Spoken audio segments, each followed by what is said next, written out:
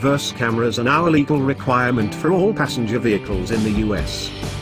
As of Tuesday, May 1st, all new passenger vehicles sold in the United States are now legally required to have a backup camera installed as a standard feature. This new mandate has been in the works for quite some time as part of a safety regulation issued by the US Department of Transportation back in 2014.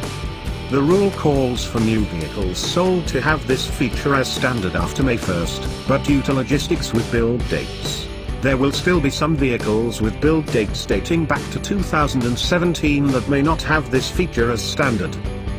According to the Insurance Institute for Highway Safety, backup cameras have been found to reduce backup-related crashes by 17%. Also, more than 12,000 people are injured every year, including 200 killed due to backover crashes, according to the Department of Transportation.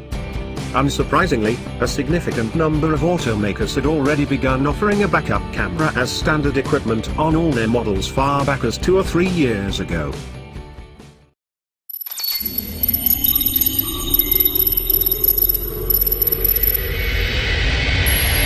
Thanks for watching. Subscribe now.